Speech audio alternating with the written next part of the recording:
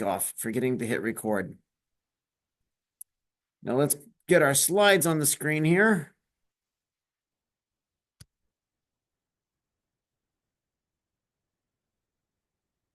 Okay, so this week, I think we might actually get through most of the material today, but I do want to show you guys a couple videos on Wednesday, but Wednesday's class will be fairly short. But there are going to be some videos to help reinforce what we're talking about today.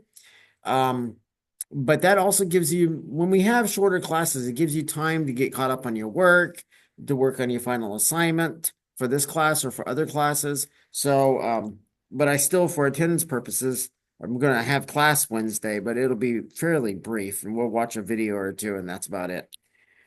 Pending we get through all the slides today, which I think we are going to. So right now we're going to talk about ethics and you.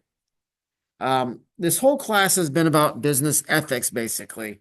But Byers and Stanbury pointed out that following ethics and being virtuous at work does not get people into the news spotlight. It's not going to make you famous. It's not going to make you a household name. However, today, in the media climate that we have, staying out of the news is often the best alternative. If we get into the news, it's so easy to get into the news for something bad. Because a CEO has done something unethical, because there's been sexual harassment charges filed against them, because of this, because of that, insider trading, different things that that those CEOs just followed basic ethics, they could have avoided. So a key takeaway from this course has been that reputation is everything for both the organization and the individual. And that reputation takes a while to develop and it takes effort to maintain. A good reputation just is not automatic. Now, Byers and Stanbury, they cite the Seven Pillars Institute for Global Finance and Ethics. And they say, as a true professional, the good manager strives to achieve a moral excellence that includes honesty, fairness, prudence, and courage. We're going to pause 1 second, class. We got one student just pulled into the room. Let me get her caught up to speed here and get the slides up on the monitor for her. There you go, ma'am. We're just on the first slide, so you didn't miss much. We were just talking about reputation is everything, both personally and organizationally. Now, the textbook sums up the tone of business ethics when they stated the primary purpose of business ethics is to guide organizations and their employees in this effort by outlining a mode of behavior that proactively identifies and implements the right actions to take, ones that avoid lapses in judgment and deed. Because remember, we can make a lapse in judgment, but it may not be apparent in our action at that moment. But because we've made that lapse in our own judgment, our actions will begin to imitate and emulate. They'll demonstrate that lapse of judgment. So then and now, your textbook discussed how stakeholders have not changed from ancient times to today.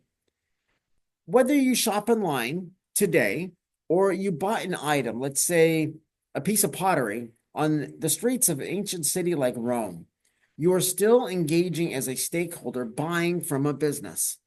In fact, ethics, they really matter just as much in the world of shopping online and online commerce, due to the exchange of personal information that's required for the online transactions and the shipping to occur. Think about all the personal information businesses collect daily. Some of that information legally gets sold to companies that then sell that information outward even further to other companies and organizations to use in their marketing. Now, one could say that that's an unethical practice, and in some ways, perhaps it is, but it's not illegal. What is illegal is if the company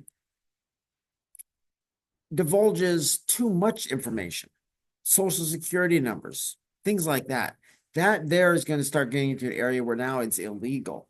But we go online, we do a purchase, our footprint online is tracked. Whether you're using Google, Bing, or whatever, you're being tracked all the time. And there are companies out there that develop software, and of course they're going to charge for it typically, but it's to help monitor and clean up your online footprint to reduce spam and scammers and stuff like that. Um, Business ethics must be focused on as companies seek to fight cybercrime. Cybercrime is always going to be increasing. The more we get more advancements in technology, the more we're going to see cybercrime. There's more cybercrime today than when I was in my 20s. Of course, back in my 20s, the internet was barely even a fledgling item, a fledgling entity, so to say. So, yeah, cybercrime has been kind of a more modern way criminals are committing their crimes.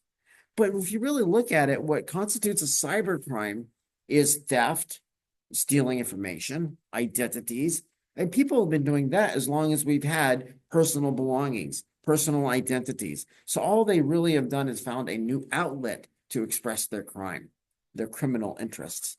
Does an American restaurant need to provide an American experience of large portions and many calories, or should they adopt the local traditions of the host nation? Byers and Stanberry, they talked about the Cheesecake Factory. It opened up, I want to say that a Hong Kong, I think it was in Hong Kong branch. Well, the people in that area are not used to consuming that many calories in a sitting. They're also not used to consuming that much of a dairy product. And so it is very difficult for their digestive systems. Should a restaurant like Cheesecake Factory actually provide a menu that is keeping that in mind, or should they give them this American experience? The American experience at a restaurant typically is large portions, lots of calories, lots of cheese and creams and sugars. And to be honest, the American diet is not a healthy diet. So when a restaurant goes overseas, should they adopt the dietary considerations of that host nation? Once again, maybe we're not going to have an answer today about that question or pertaining to that question, but it gives us something to think about as we go forward ethically.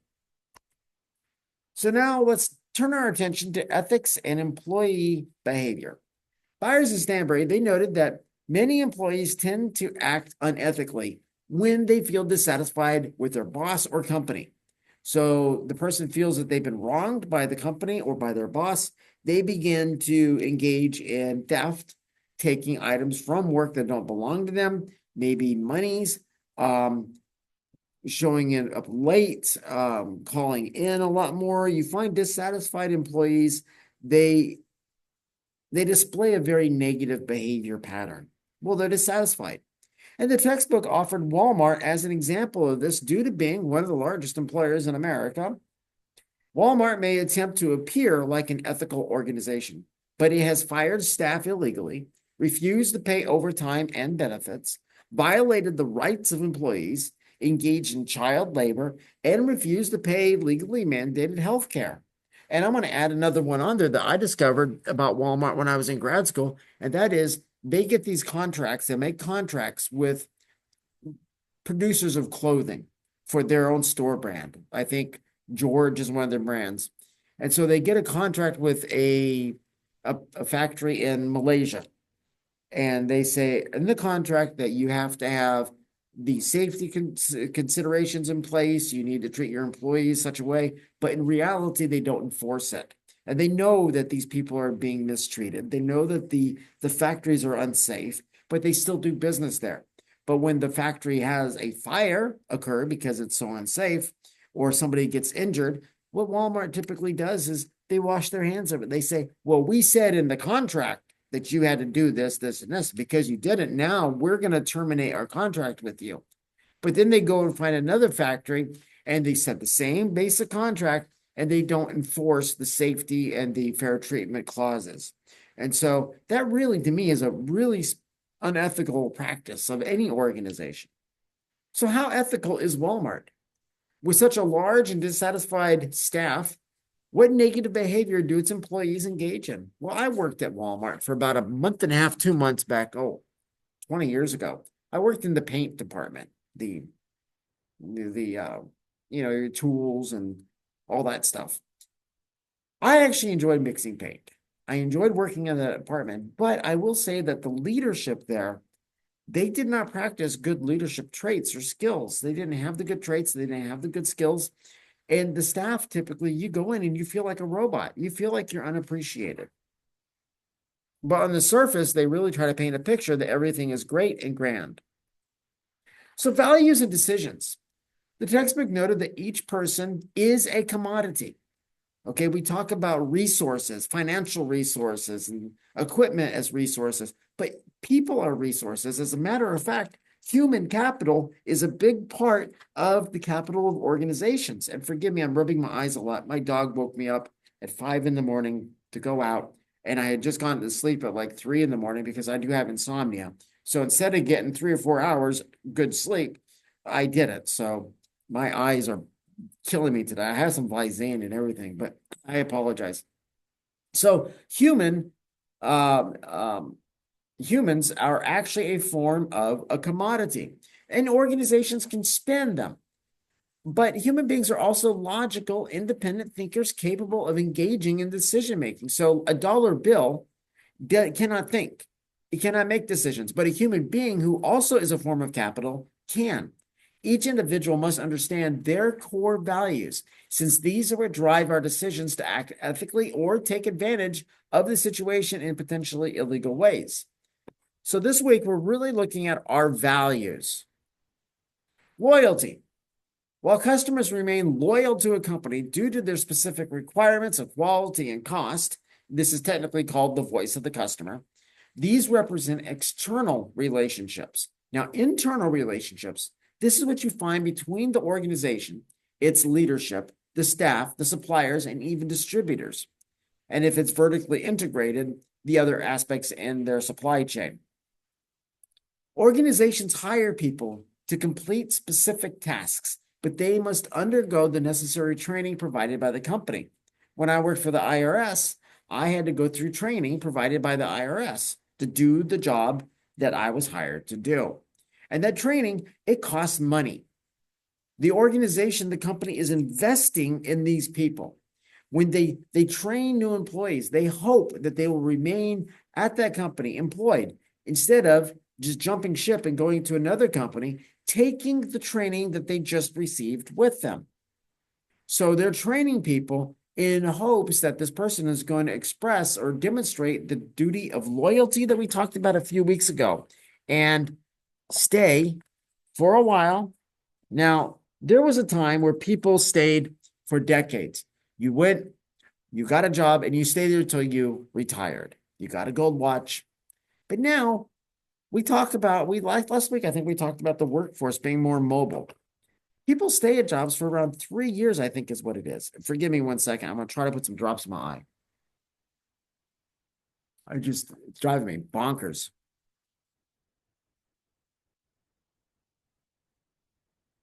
Okay, that's a little bit better. People tend to leave their jobs. They stay for a year, 2 or 3. Usually, I think it's about 3 years. They stay there, then they look for a job. And this is not necessarily a bad thing because they're finding mobility. They're moving up in their social and economic status. But this does cost the company money because they're always having to train new people. Still on the topic of loyalty, the values and goals of the employees, especially new hires, and the company must match.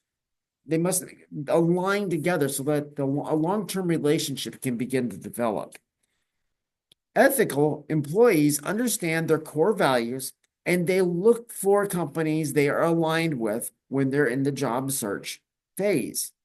This, in turn, saves the organization from wasting resources on them. So they've already found a company that they ethically align with. When they get hired there, they're not going to be leaving as soon. So it saves the company money. In the work environment of today, young employees are more concerned with the company's ethics more now than ever before. The younger generations are much more concerned about how a company is ethically, how they are environmentally, much more so than other generations. Now, I am an anomaly. I do care about the company I work for. I care about their ethics and their environmental concerns, but Not everybody in my generation felt that way or feels that. Many people looking for employment want to do more than simply just earn a paycheck. And if you remember the other classes, that is usually considered the expectancy theory of motivation.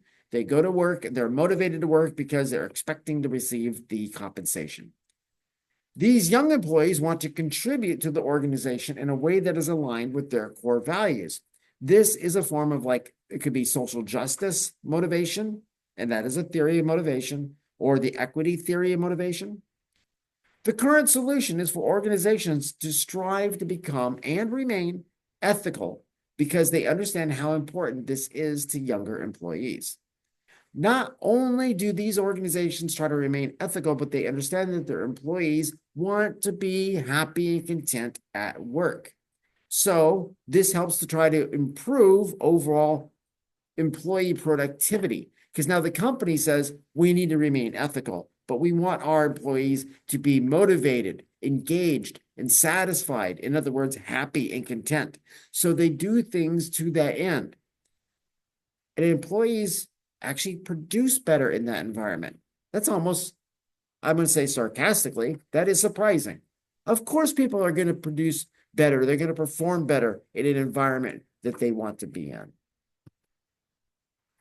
Now, in loyalty and employee motivation or happiness, this is a graph that's in your textbook, and it shows the best U.S. employers as ranked by the employees.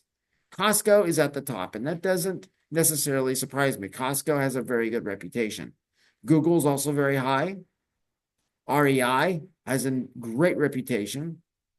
What I am surprised to see here, oh, the city of Austin, look at right there. I just moved up here from down there. That doesn't surprise me. Austin, the city of Austin does try to do things that are ethical, and they try to do things to benefit the employees, the people. I am surprised to not see, I want to say it's Petco. Petco usually does very good on these lists, but I don't see them on here. Now, let's talk about some reasons organizations ethically succeed. Why do they succeed ethically? Byers and Stanbury, they noted that three main reasons that companies are now considering employee happiness include satisfied employees are more productive and feel greater commitment to the organization. If you're satisfied as an employee, your loyalty is going to increase. The next one, there are more options for job seekers, which gives them more freedom to choose a company for which to work. So they can shop around and find a company that their ethics align with, their own personal core values and ethics align with those of the company. So they're selecting better companies. And lastly, employees appear to value the freedom and responsibility to act as moral agents in their own lives. Of course, people want to have some form of control over the decisions that matter in their life. They want to be able to have a job where they're able to earn what they would like to earn, what they think they're worth. They want to be able to make decisions individually, personally, and also in their place of work. So is there a relationship between money and happiness? Does money make people happy? And if so, how much would that be? Byers and Stanbury, they noted that some occupations tend to pay more than others, but these may not bring happiness to the employees, and they may not permit them to be free moral agents. The textbook noted that the reason or purpose that a business exists and the personal purpose of the individuals working for that company may not align. So a company must have a reason to exist. Why are they there? We each have a purpose in our life. We each should know what that is, and it is driven by our values and our ethics. And if we are not aligned with that organization, we're not going to be happy no matter how much they're paying us. The textbook pointed out that the amount of income required to truly make an employee happy is not as high as you might think. Employee happiness is driven by this relationship that develops between income and personal growth. So employees, they want to be fairly compensated, but also respected and appreciated by their employers. Give your employees a chance to grow. give them educational opportunities, give them career opportunities, give them opportunities to not just advance in title or pay, but in the amount of responsibility that they have. Give them some form of decision-making power, and you're going to help increase their happiness. Now, leadership and ethics, that's another subject. The authors pointed out that new leaders tend to imitate leaders they have worked for in the past. This is one reason leaders should strive to be ethical. As a leader, you don't know who's watching you and who's going to imitate you when they become a leader. Others will one day act just like you are right now. Ethics programs are only as good as the leaders that follow them. Now, ethics programs should be followed by the entire organization, but the staff follow the leaders. So if the leaders are not adhering to the ethics program, the staff is not going to. So not only are people that when they become leaders, they're not the only ones that are going to imitate these leaders. The regular staff is going to imitate these leaders. If you want to have a bad attitude throughout your company, have a leader with a bad attitude. That will spread like wildfire.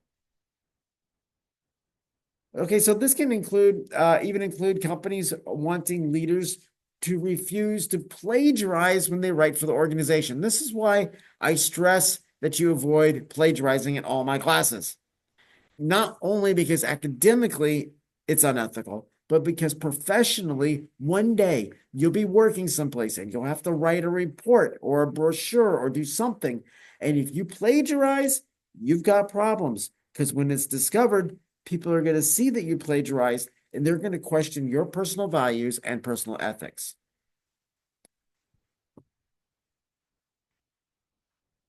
So now let's talk about what ethics is not. Byers and Stanbury, they discussed what makes up ethics, and this includes acting ethically. Ethical leadership benefits the organization. Understanding that an ethical workplace creates an atmosphere of employee satisfaction, loyalty, financial gains, and pride. But what ethics is not, I don't know why I titled that, but I think I had it there for a reason. What ethics isn't is just some program you put into place, kind of like we talked about greenwashing. I haven't heard anybody say this yet, but ethics washing. Think about that. If we've got a program of ethics and we put it in place just so we look good to the community, to the rest of our industry, to various people, we're only putting it in place for what we receive as a benefit. We're not putting the ethics program in place because it's the right thing to do. So organizations need to put in these ethics programs because they are the right thing to do, not because they want to reap benefits from it. Kind of like CSR programs and initiatives. Many companies, they say we're going to do the CSR program, but they're only saying it so that they can receive the benefits of people saying, hey, this is a great company when they do CSR. No, they're doing it for show. And if you really look at their CSR program, they're really not environmentally minded. They're not equitably minded in an equitable way towards their employees or the community. So it has to be real. Ethics is not fake. Ethics cannot be faked by the organization or by individuals. Many try to fake it, but they are exposed ultimately. So what are your values? What are your ethics? This is almost like where we began this semester. Personal ethics includes our values and the very core of what makes us unique as individuals. Remember, we talked about how to have a core for our ethics, we need one single source for that. That's the best recommended approach to it. We talked about ancient philosophers saying to have a single source for your ethics and your values. Well, now we're here, week 15, full circle. Have a single source for your ethics. Know what your ethics are. What brings you the most satisfaction? Is it earning a lot of money or is it making a difference? Or maybe a combination of the two. Your personal ethics make you special and unique, and you must guard against others subverting them. whether they're your friends, family, or the companies you work for. It's your responsibility to protect your values and ethics. And your values and ethics are intimately connected to your worldview. I am not here to promote one worldview or another, I'm not here to promote one worldview over another. That's not my place. My place is to say, understand your worldview, understand how it impacts your ethics, your values, and be true to yourself. Hold on to your worldview. Let it guide and shape you and make you the ethical individual that the workforce needs.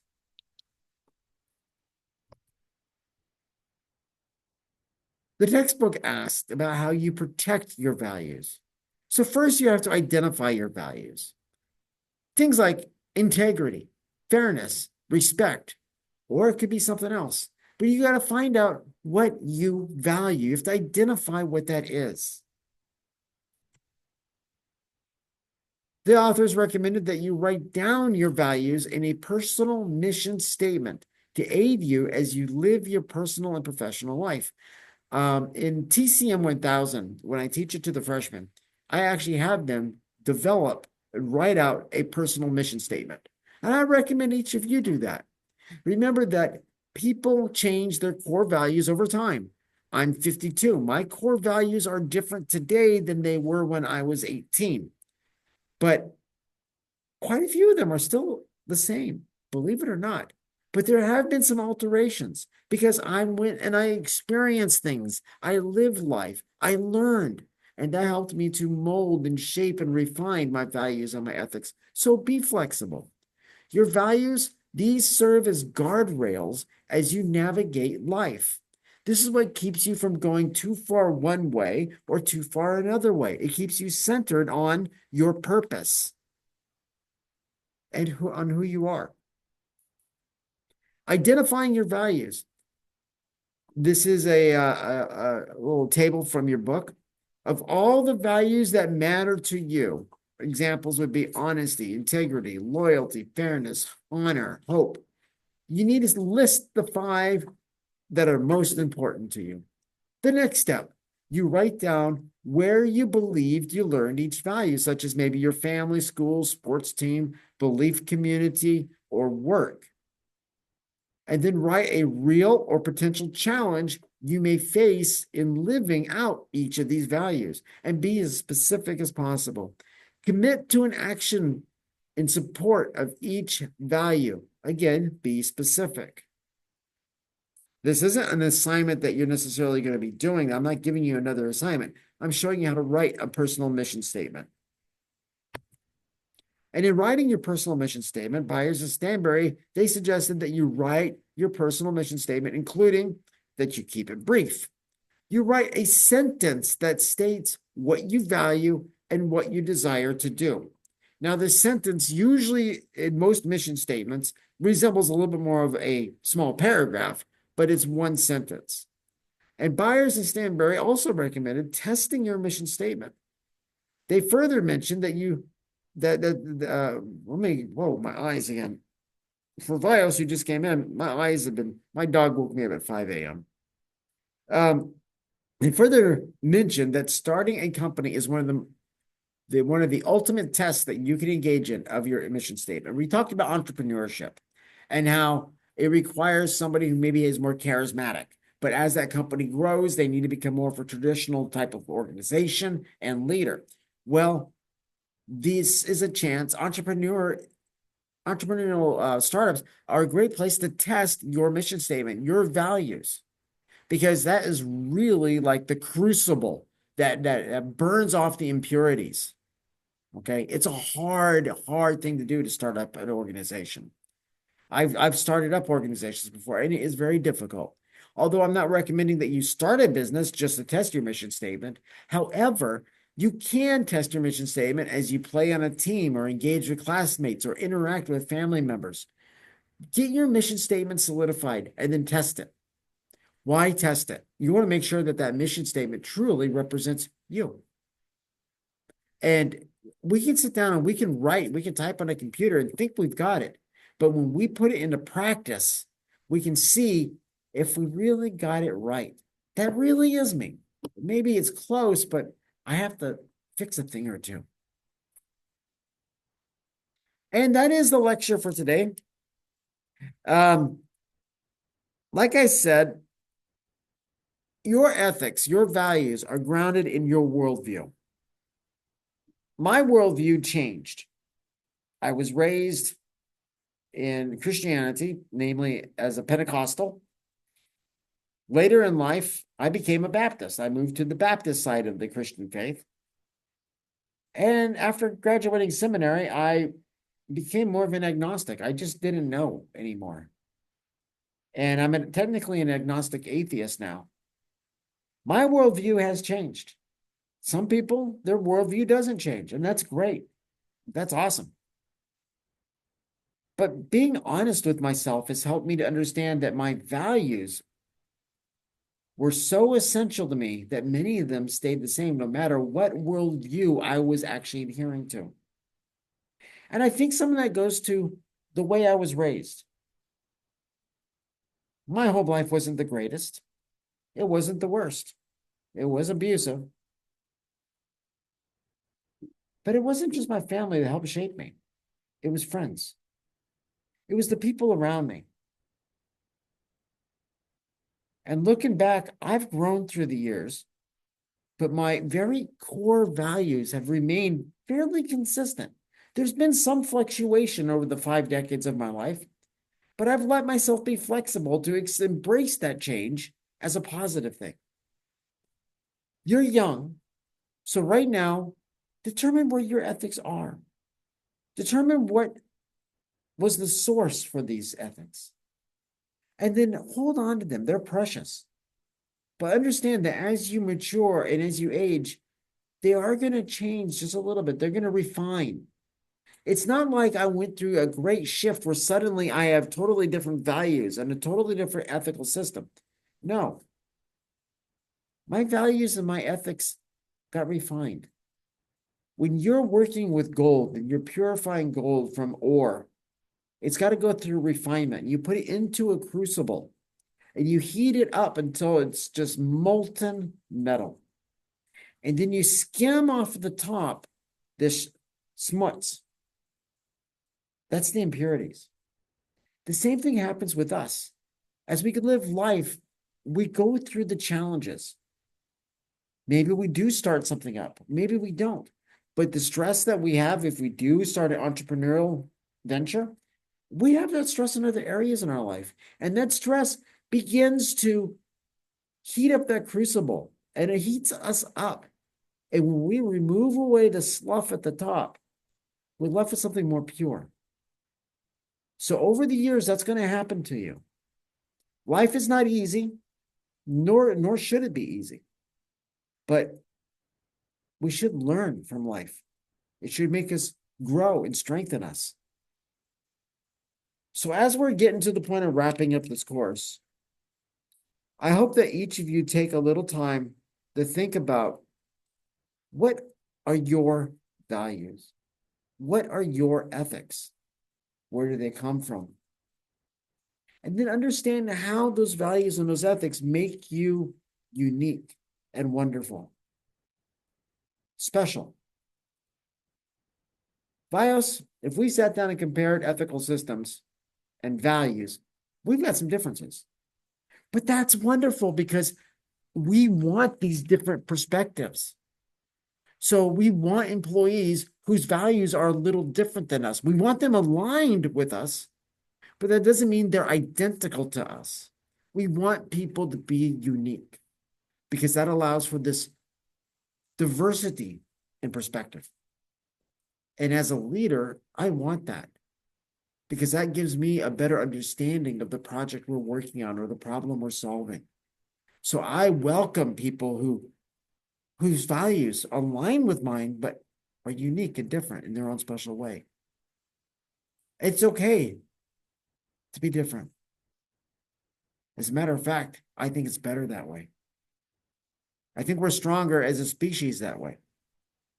So I'm going to end the lecture there. Are there any questions? Yes, sir. What would you say your core value? My core values? Yeah. I would say if I was to sum up just well, a couple main ones off the top, I was asked what my core values are. Honesty.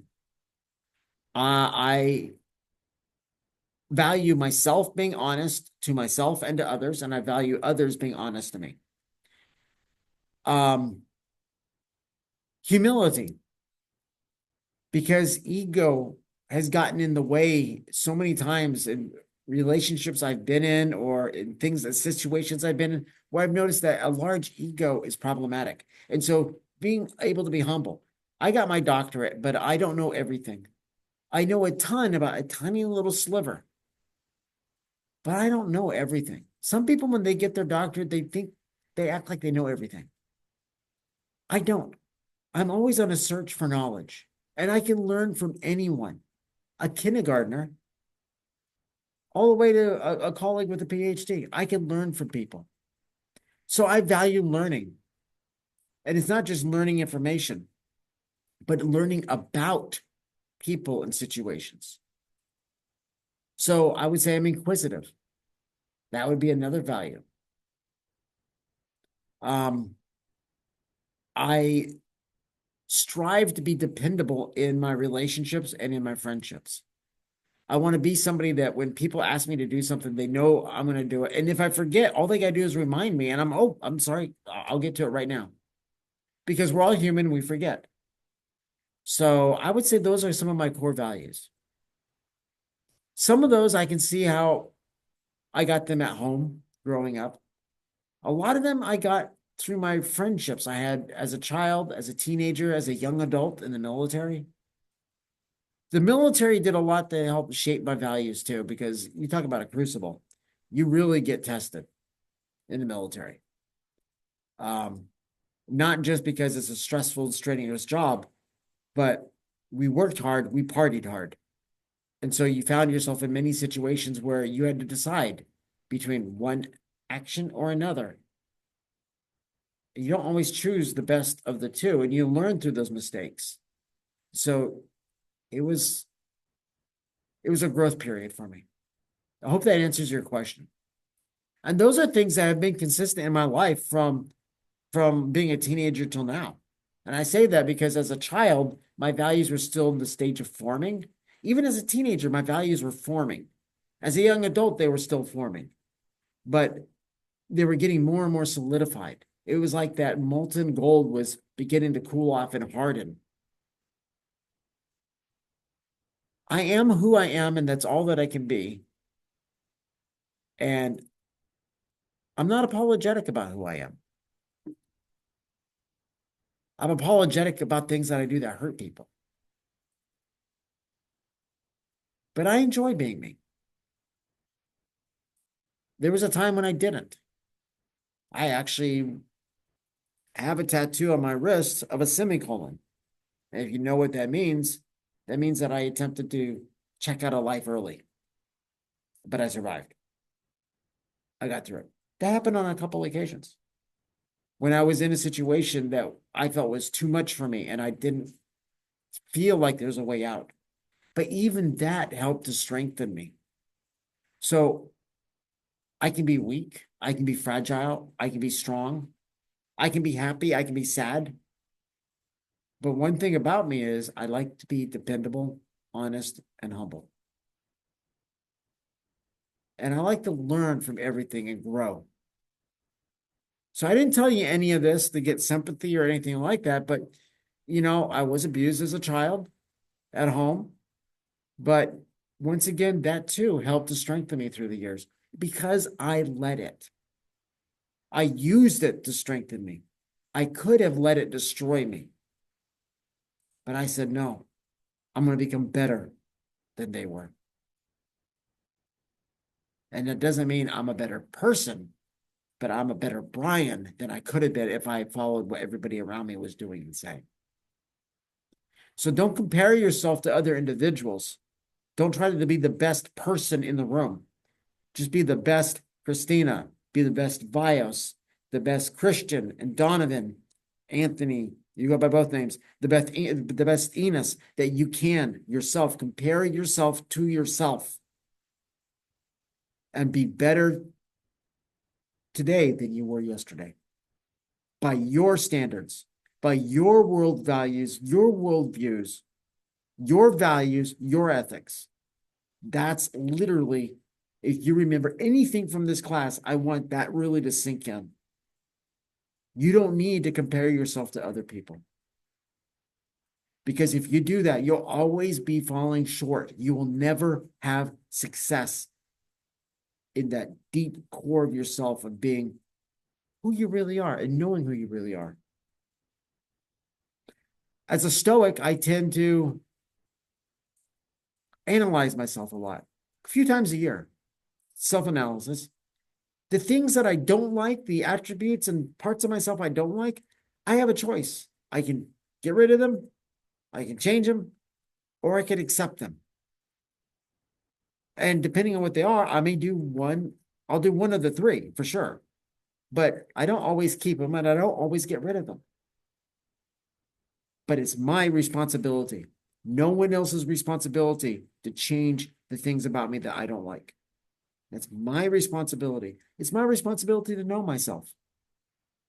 And by knowing yourself, you can actually be confident. You can increase your confidence just by knowing more about yourself. So I hope that it really sticks in your minds as you get ready to, some of you will be graduating, some of you will be going on to being a senior, but you're not done growing. You're not done learning. And just because you get your bachelor's degree doesn't mean you know everything. I have 5 degrees. I have a bachelor's, 2 master's degrees, a master of philosophy degree for research, and my PhD, which is a research degree. I don't know everything. I don't. But there's always room to learn more. And there's so many wonderful, exciting things to learn. That's excitement. My purpose for being here, which ties on to my values, to experience all that I can, to learn all that I can, and to share that with others through teaching, through friendships, through mentorship, through whatever. That doesn't mean I have all the answers. These are just my experiences and my take on them. And I don't expect anybody to take what I say as being 100% true, unless we're in a class and I'm telling you this was proven by all these people and I prove and show you how it's proven. In that case, that's a little different. But we're not talking about that. We're talking about philosophy right now. We're talking about who we are inside. And there's no one right answer. So I hope that sticks with you there. Find your purpose, find your values, know your ethics, and stay true to your worldview. 100%. Maybe you'll find 20 years down the road, your worldview has shifted some. Okay, that happens. Maybe you'll find 20 years down the road, your worldview is exactly the same as it is today. Great. Honestly, that I wish was how it was for me, but it wasn't. So either way, you can walk out being having a benefit from it if you use it for your advantage. And that's your responsibility to use it. It's your responsibility. Everybody wants to have this mountaintop experience, and that's a metaphor for everything's going good in life. There's no stress, no problems. I'm doing okay money-wise. Relationship is good. Everything's nice and peaceful. People want that mountaintop experience. The problem is, I grew up in the mountain, well, near the mountains in Colorado. When you get on top of a 13,000, 16,000 foot high mountain, you cannot breathe very well and you can't run and do things for very long at all because there's very little oxygen. The same is true in life. When we have true contentment, we don't grow. It's in the valley, which is a metaphor for life and the struggles we go through and the hardships of relationships and breakups and problems and car accidents and all these things and medical issues and all these things. That's where we grow as human beings. So instead of looking for the mountaintop experience, I enjoy the little hills that I have in the valley. And I take a breath, and then I get back going again. Because I know it's the valley that makes me stronger. It's the valley that makes me better. So in life, don't always be trying to chase the easy life because you can grow stagnant there, complacent. When you've got the stresses of life, we stay alive and vibrant, but you got to be able to balance them in this work-life balance, this problem and pleasure in balance that we've got to balance. And if we learn how to balance that, we can be content in any situation, be it an upside down catastrophic event or everything is smooth and easy and hunky dory. We can find contentment in any situation if we take the right mindset in approaching it. Sorry, I got a little philosophical today, but just because you attain something doesn't mean you've got it all. Always be hungry for more, but humbly. All right. All right. I don't have Canvas. Let's see. I have it open over here. Let me jet back over here real quick. Check out what you got this week for work. Week 15, and here we are. You have a discussion, and if I recall, we have a discussion and an assignment. This assignment will be your final project outline. That's an outline. Don't turn in an actual narrative, the whole thing written out. This is just an outline. You're just outlining what your project is going to look like, basically. Like the outline from the midterm, just like a bullet. Right, exactly. And that's due Sunday evening by 11:59. Your discussion is due Friday by 11:59. And please reply to at least 2 classmates by Sunday, 11:59. Just so you know, if you don't do that, that's 5 points instantly that disappears. So, and they don't have to be long replies. Just give something substantial in the conversation and the discussion. That's why it's a discussion board. When I was in school, I'd have classmates, oh, I agree with what you're saying. Oh, no, tell me what you disagree about it.